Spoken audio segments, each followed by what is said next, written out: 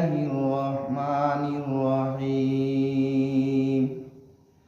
آمن الرسول بما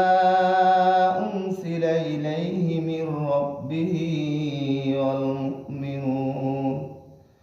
كل آمن بالله وملائكته وكتبه ورسله لا نفرق بين أحد من رسله وقالوا سمعنا وأطعنا غفرانك ربنا وإليك المصير لا يكلف الله نفسا إلا وسعها لها ما كسبت وعليها ما اكتسبت ربنا لا تؤاخذنا إن نسينا